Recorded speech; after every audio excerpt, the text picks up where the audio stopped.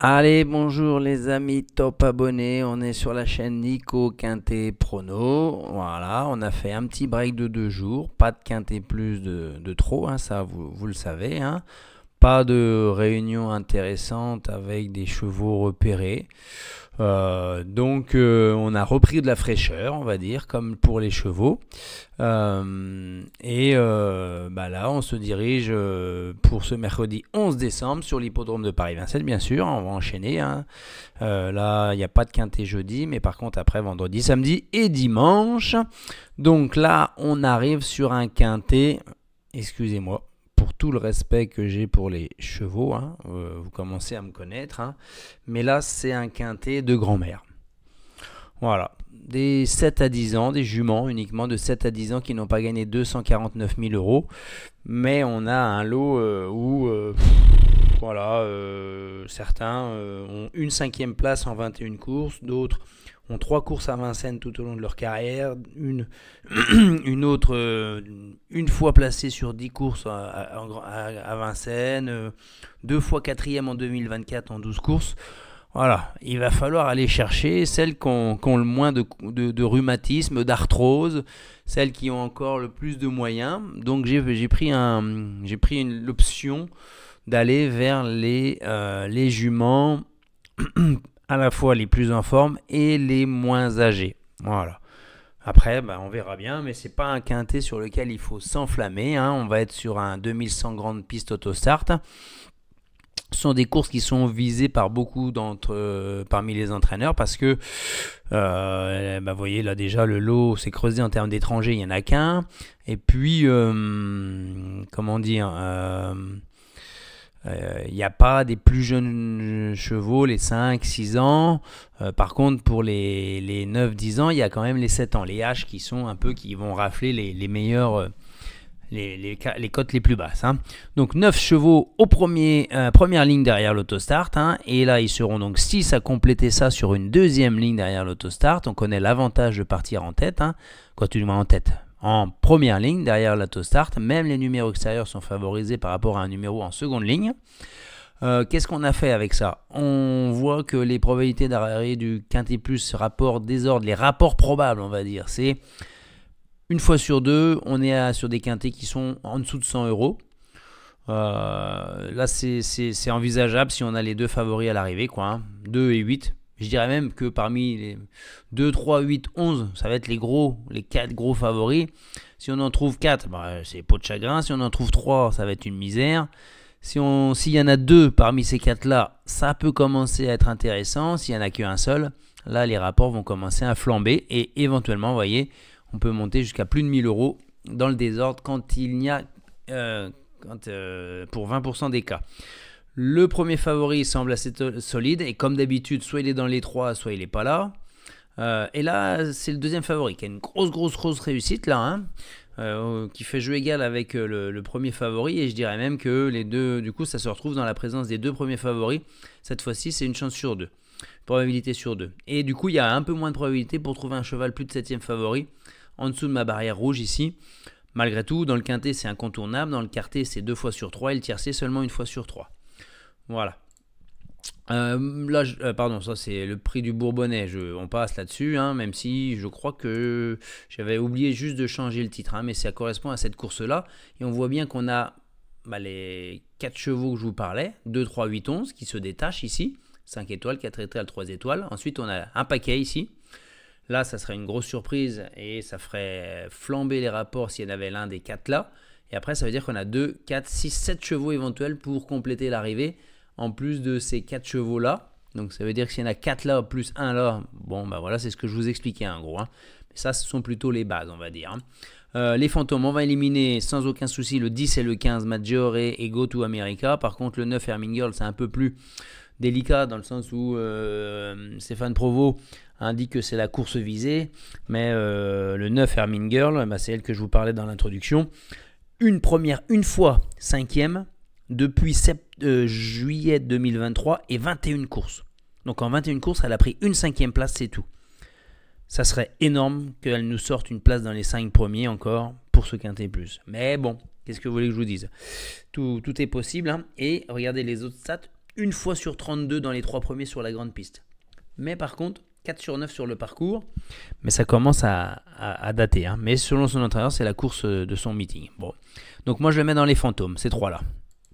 Le béton, on va partir sans aucune hésitation sur Harmonie du Rabutin, le numéro 2. Le cheval à Guillaume Huguet, hein, monté par David Beckaert. Hein. Plaqué déferré, c'est impeccable. C'est 100% dans les 5 premiers, dans ce style de ferrure. Une ligne qui a confirmé avec Azur d'Herpet et Grèze. 7 sur 8 sur la grande piste à Vincennes. 2 sur 2 sur le parcours. Record de 11,5. Tous les feux sont au vert. Numéro 2, Autostart. On y va, même si la dernière fois, vous allez me dire, mais la ligne avec High Propulsion, elle était bien battue. Hein.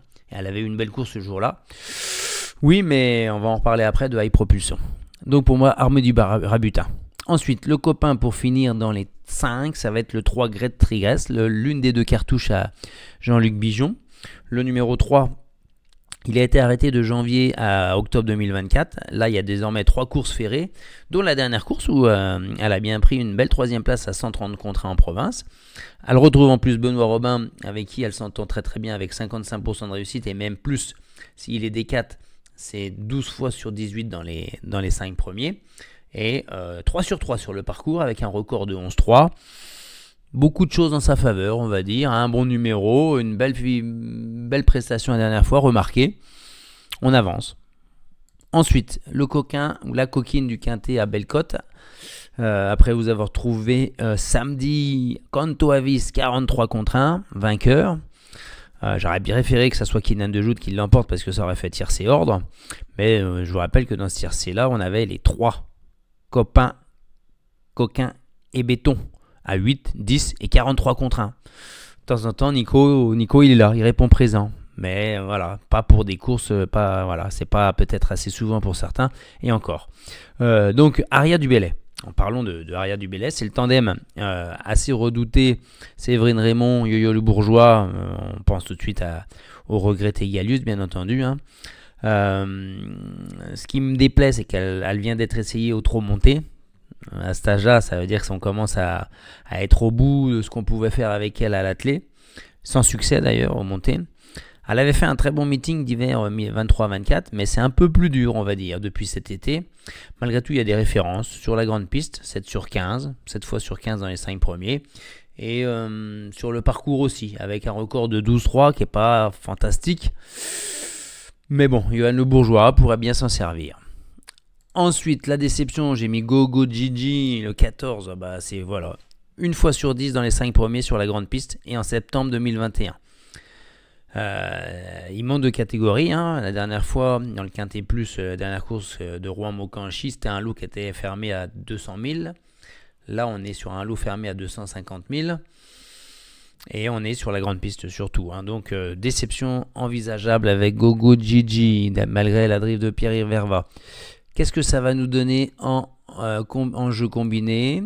Le 2 Harmonie du Rabutin, ça vous vous en doutez bien. Ensuite on va mettre le 3 Great Tigress, je vous l'ai annoncé tel quel.